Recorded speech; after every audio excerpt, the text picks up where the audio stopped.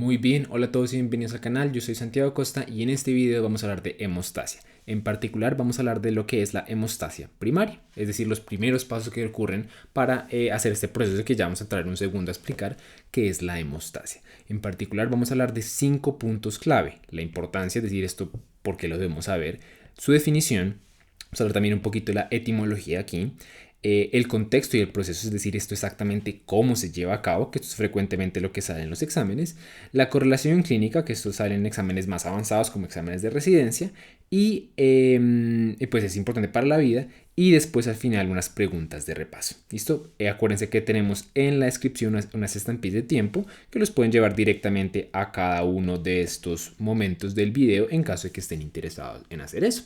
¿Listo? Pero por ahora vamos a comenzar hablando de la importancia de entender ese tema. Y la importancia de entender ese tema, ya sé en que la medicina, como muchas otras prácticas, es una práctica que funciona con principios que van construyendo uno sobre el otro. Entonces, si yo eventualmente quiero aprender cosas como, no sé, cómo funciona la aspirina, cuáles son sus eventos adversos, quiero entender algunas enfermedades, como por ejemplo el síndrome de Bernard-Soulier, que es una enfermedad de las plaquetas. Lo primero que yo tengo que entender es lo que le da el suelo a este tipo de edificios para que estén en pie, ¿listo? Si yo no tengo el suelo claro, si no tengo las bases claras, entender esto se va a volver mucho más difícil y voy a recurrir a memorizar todo. Y ustedes probablemente saben esto. Hay algunas personas que les cuesta mucho intentar entender estos temas porque los entienden a punta de memoria y no a punta de deducción. Y si uno invierte las cosas, si uno primero le dedica bastante tiempo a entender esto, a entender los cimientos, la fisiología de las cosas, este tipo de elementos, algunos obviamente sin tener cosas de memoria, pero se van a volver más que todo de deducción, aprender un par de cositas, recordarlas y el resto deducir y pura lógica. Entonces hoy vamos a dedicarnos a hacer precisamente esto, a construir los cimientos, a hablar de exactamente esto cómo ocurre. Entonces, para hacer eso, lo primero que hay que hacer es definir qué carajos es hemostasia. Entonces, yo siempre les recomiendo a los estudiantes de medicina que cada vez que aprenden un nuevo término, se demoren 2 segunditos y busquen exactamente la etimología de las palabras. La etimología es de dónde vienen las palabras, porque eso ayuda a que aprendan a deducir y que cuando les llegan nuevas palabras sepan hacerlo. Lo siguiente, pues sepan a tener ese proceso como mucho más refinado. Entonces, con hemostasia es sencillo. La palabra se compone de dos. Está la parte de hemo, que hemo significa literalmente sangre. Y está la parte de estasia, que estasia significa detener o parar. ¿Listo? Entonces, este término sale de que antes, cuando veían que alguien comenzaba a sangrar, había algo que pasaba que hacía que uno pues parara de sangrar. ¿Listo? Hay un proceso que hace que suceda. Y eso es hemostasia. Hemostasia es todos los procesos que llevan a que esto suceda. ¿Listo? Y ustedes van a entender ahora exactamente cómo es que esos procesos llegan a darse. Y para eso les quiero dar un poquito de contexto. Les quiero como mostrar de cierta manera un brochazo inicial grande de qué es lo que está sucediendo. Y después nos vamos a enfocar y hacer como zoom ya en los procesos más particulares. Pero para comenzar, pues aquí tenemos nuestro vaso sanguíneo. ¿Listo? Que ahí él tiene la sangre de manera pues dentro del lumen del vaso. Y recordemos que una de las cosas puntuales o más importantes de esto es que los vasos sanguíneos están compuestos por capas. Y la capa más interna es lo que llamamos el endotelio. Esto de aquí viene siendo el endotelio. Es una capa epitelial, ¿cierto? Y ese endotelio tiene afuera de él una capa subendotelial, donde hay colágeno y otras proteínas ahí presentes. Entonces lo que sucede es que yo tengo, pues como el insulto inicial va a hacer que esa pared vascular se rompa y por ahí comienza a salir la sangre. Entonces el cuerpo va a reaccionar de diferentes maneras, va a generar una serie de procesos para evitar precisamente que la sangre siga saliendo. Y el primer proceso que ellos van a hacer es que va a hacer que el vaso pase a estar de un calibre así grande por el que puede pasar un montón de sangre a un calibre mucho más pequeño. ¿Listo? Este es simplemente como una exageración para que ustedes vean, pero más o menos eso sería lo que está pasando. Simple y pura vasoconstricción. ¿Listo? Eso no hace que no esté el defecto ahí. Efectivamente el defecto está, solamente que ahora está pasando menos sangre por adentro y por lo tanto está perdiendo menos sangre también hacia afuera. Entonces eso viene siendo, lo vamos a poner aquí, nuestro primer paso, que es la vasoconstricción. vasoconstricción. ¿Listo? Y en unos segundos ya les voy a explicar exactamente esa vasoconstricción, cómo se da. Entonces, ese es nuestro primer paso. Nuestro segundo paso es que nosotros, vamos a hacerlo por aquí. Después de vasoconstricción decimos, listo, hay que reparar esto. Es como si yo tuviera un barco y se le está entrando el agua, tengo que ponerle un tapón, tengo que ponerle un parche y tengo que hacerlo relativamente rápido. Entonces, para hacer eso, tenemos aquí nuestro vaso, que ya está vasoconstriñido, que tiene aquí el endotelio, ¿cierto? Y que tiene aquí su roto. Entonces, lo primero que yo quiero hacer es ponerle unas plaquetas. Y las plaquetas las vamos a poner de este color. ¿Listo? Entonces voy a con unas células que andan rondando por ahí, que son las plaquetas, las voy a agrupar y eso va a generar como ese primer tapón. Hagan de cuenta como cuando uno tiene un barco y se le está entrando el agua y uno le pone cinta. Eso va a corregir el problema momentáneamente, no de manera perfecta, pero va a ser una solución lo suficientemente buena en el momento agudo. Y después lo que yo quiero hacer es reforzar como esa cinta con un material un poquitico más duro. Y es exactamente lo que voy a hacer después. Tengo aquí, de nuevo, mi pared con sus capas, el hueco. Aquí ya tengo las plaquetas, el tapón de plaquetas, pero ahora lo que le voy a hacer es poner como una malla de lo que se llama la fibrina, que la vamos a poner de este color. Listo, y esa malla de fibrina viene siendo como un súper pegante, un súper pegante que hace que eso resista mucho más. Nosotros de manera arbitraria dividimos la hemostasia, lo que yo les dije, en primaria y secundaria. Entonces, este segundo proceso que son las plaquetas y este tercer proceso que son como tal la fibrina es toda la hemostasia. De aquí hacia allá es hemostasia primaria. De aquí hacia acá es hemostasia secundaria. ¿Listo? Este proceso nos vamos a enfocar en el siguiente video. Y en este video en particular vamos a hablar de esta primera parte, la parte vascular y la parte plaquetaria. ¿Listo? Entonces, para hacer eso, simplemente lo que voy a hacer es, si ustedes ya entendieron eso, como ese proceso así, un brochazo general, lo que ahora hay que entender es los detalles. Porque uno siempre que está en medicina, lo que le van a terminar preguntando, y realmente lo que dice el dicho, el diablo está en los detalles, es cierto. Eso es lo que a ustedes les va a salir en los exámenes. Esto es lo que ustedes van a ver en la clínica, con lo que le van a preguntar en rondas médicas, lo que van a hacer en sus exámenes de residencia. Es decir, realmente la gente quiere que ustedes entiendan no solo esto, porque eso es importante, sino también que entiendan los detalles. Entonces vamos a entrar un poquito más en detalles. Entonces, el primer detalle que debería ser obvio y que ustedes deberían preguntarse es, ok, exactamente cómo ocurre este proceso de vasoconstricción. ¿Qué es lo que sucede? Y lo que sucede es lo siguiente. Si ustedes se fijan, aquí tenemos un vaso que perdió su permeabilidad, que perdió su estructuralidad, ¿sí? Ya no es simplemente, de pronto creo que es mejor si bajamos un poquito eso. Entonces, tengo un vaso que antes la sangre que estaba pasando por aquí solamente tenía contacto con esto, con el endotelio, ¿listo? Ahora, cuando se rompe, los elementos que están debajito en el subendotelio se van a liberar y van a comenzar a pasar aquí. Y al pasar aquí, esos contenidos de cierta manera tienen una respuesta integrada, una respuesta inherente. Y al liberarse, ellos van a generar un montón de señalización. Uno de los elementos en particular es la endotelina. Cuando este endotelio de aquí se lesiona y cuando se expone los tejidos subendoteliales, la endotelina se libera.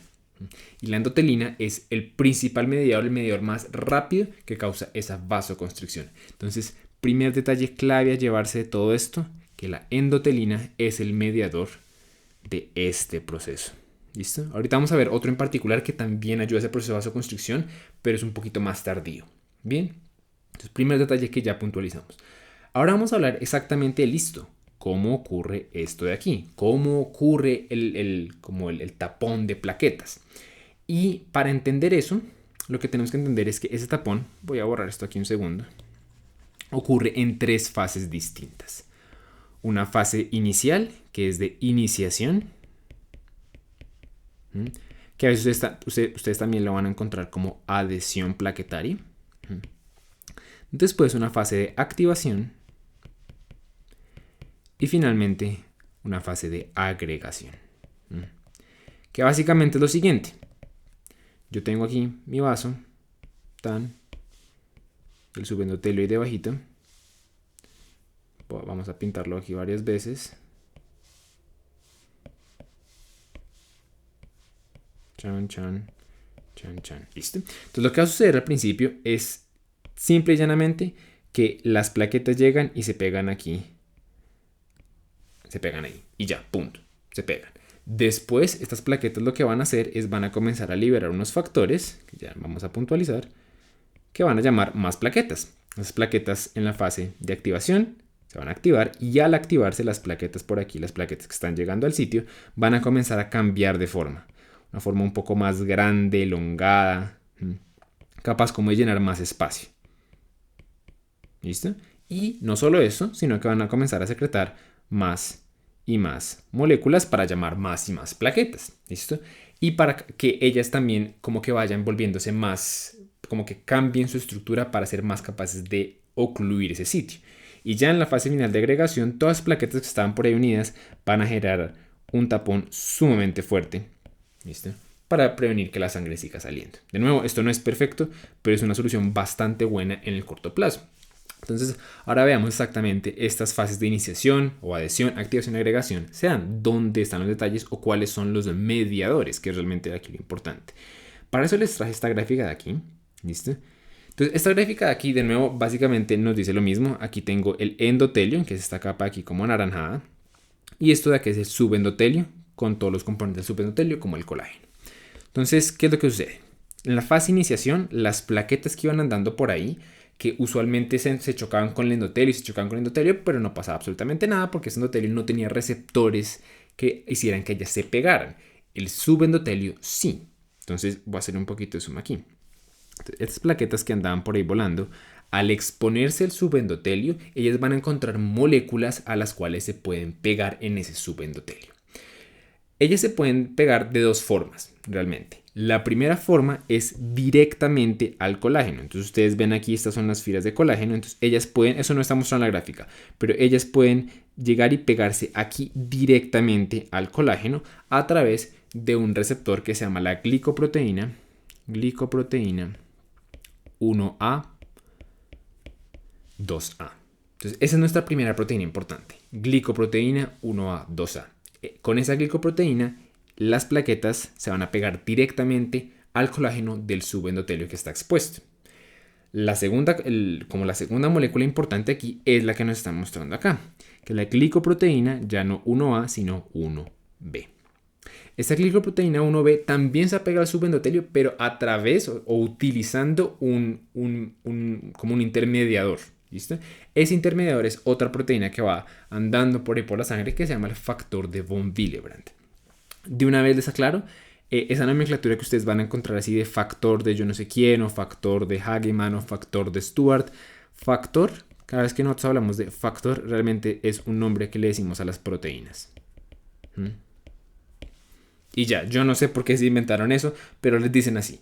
Cada vez que ustedes escuchen factor, es una proteína. ¿Qué hace esta proteína? Bueno, toca averiguarlo, pero es una proteína. Entonces, este se llama, y usualmente tiene un nombre, factor de von Willebrand. Von Willebrand, pues es el señor que lo escribió, es el científico que lo escribió.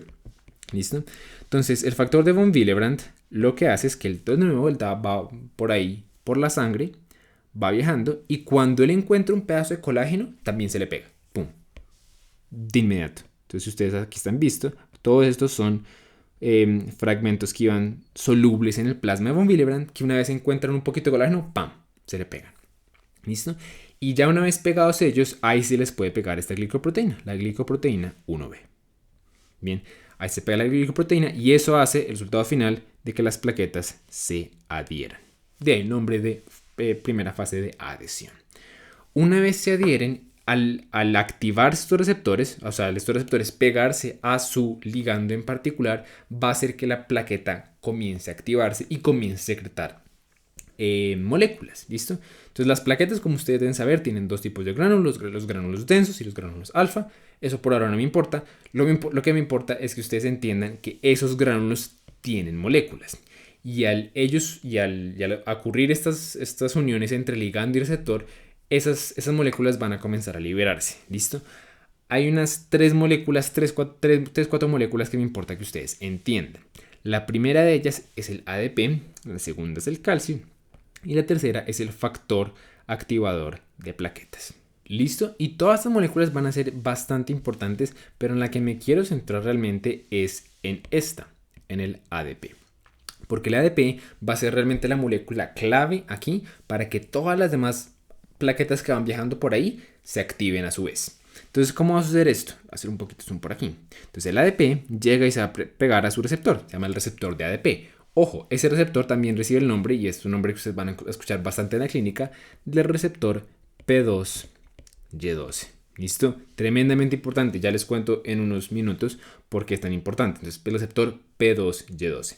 Al pegarse ese receptor P2Y12, va a generar una cascada de segundos mensajeros, que van a terminar generando el cambio conformacional y por lo tanto la activación de un receptor que se llama el receptor o la glicoproteína 2B3A.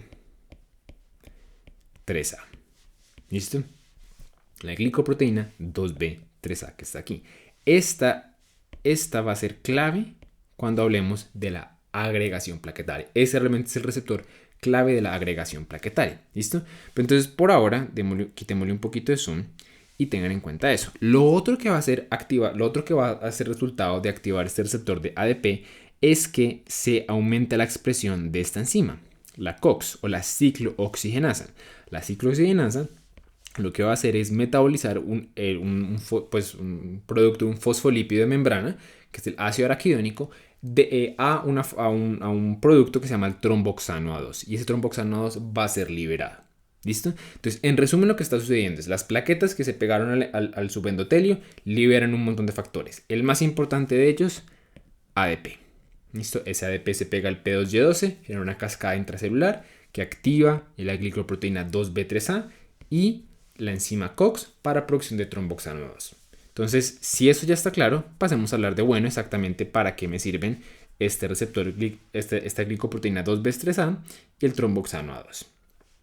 En cuanto al tromboxano A2, el tromboxano A2 puntualmente lo que va a hacer, aquí le voy a hacer un poquito más de zoom, es que este tromboxano genera principalmente vasoconstricción. Va a hacer que los vasos de nuevo se angosten mucho más para prevenir más flujo, y además va a promover por varias vías la agregación plaquetaria. ¿Listo? Entonces es un agregante plaquetario. Eso ustedes lo tienen que tener extremadamente claro. Este tromboxano A2 va a generar que se vasoconstriñan los vasos, aumentar la hemostasis y que se agreguen las plaquetas. ¿Listo? Ahora bien, la agregación plaquetaria como tal se da o es el resultado de que las plaquetas se van uniendo una con la otra a través de este receptor. Entonces, más o menos lo que ocurre es esto. Y aquí este diagrama lo pone sumamente bonito. Yo tengo aquí las plaquetas que ya están añadidas, unas por aquí y unas por aquí. Pero si yo quiero generar muy bien como ese plug, como ese tapón de plaquetas, lo que yo voy a hacer es, utilizando este receptor que yo les dije, la glicoproteína 2B3A, voy a unirme una plaqueta con la otra. Es como si todas comenzaran a abrazarse así o a cogerse de brazos. Entonces, esos brazos lo que son es una glicoproteína 2B3A, otra glicoproteína 2B3A, y entre las dos glicoproteínas una molécula de fibrinógeno. ¿Listo? Este fibrinógeno también anda volando por ahí en la sangre y también las plaquetas son capaces de secretarlo. ¿Listo? Pero principalmente anda volando por ahí en la sangre. Y al hacer esto, pasa lo que yo les decía al principio. Tenemos todas las plaquetas unas unidas con las otras, todas formando ese tapón plaquetario. ¿Listo? Entonces, eso es básicamente el proceso. Y me voy a volver un segundito por aquí. Ese es básicamente el proceso que explica esta parte, la parte de las plaquetas. ¿Listo? Entonces, dejándolo claro, espero que haya quedado claro, vamos a pasar a la correlación clínica. Y tenemos la misma imagen aquí porque realmente es lo único que necesitamos. Entonces, ¿qué puede o por qué es importante saber todo esto? Porque uno, las cosas pueden salir mal. Entonces, hay algunos factores que pueden funcionar mal y eso da lugar a enfermedades. Y dos, tenemos algunos medicamentos que actúan con moléculas específicas que hablamos. Entonces comencemos hablando de lo primero que dijimos. Cuando las cosas salen mal. Lo primero que puede salir mal es esto. ¿Sí? ¿Se acuerdan de este señor de aquí que yo les conté? Que el factor de von Willebrand, que él media la adhesión plaquetaria con la glicoproteína 1B. Bueno, resulta que hay una enfermedad donde esto es deficiente y se llama la enfermedad de von Willebrand. Es de las enfermedades hereditarias de las plaquetas más frecuentes de todas. Y pues ustedes con qué creen que va a presentar el paciente, básicamente con sangrado. Un sangrado que es más plaquetario, eso de pronto lo hablaremos en un video. Pero sí, y es el resultado de que las plaquetas no se pueden adherir de una manera adecuada y por lo tanto pues el paciente cada vez que se esté dañando su vasculatura no va a poder generar ese plug plaquetario lo suficientemente bien. ¿Listo? Primera enfermedad.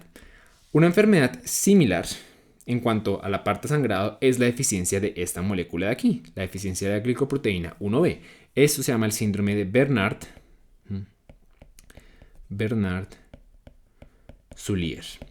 ¿Listo? De nuevo, básicamente es una enfermedad donde no se pueden adherir las plaquetas y por lo tanto es lógico que el paciente va a sangrar. ¿Listo? Lo que les dije, se puede comenzar a deducir las cosas cuando no las entiende. Tenemos aquí nuestro siguiente escenario. Entonces, yo les dije que aprenderse este receptor que mediaba la activación plaquetaria es muy importante porque tenemos unos medicamentos que son los inhibidores del receptor P2Y12 que pueden bloquearlo. ¿Listo? Esos ustedes los van a escuchar en la clínica como el clopidogrel, como el ticagrelor, prasugrel, bueno, hay un montón. Y estos medicamentos, como ustedes pueden imaginarse, lo que van a hacer es antiagregar al paciente. Prevenir que las plaquetas se formen y se usan en condiciones donde hay predisposición a generar trombos. ¿Listo?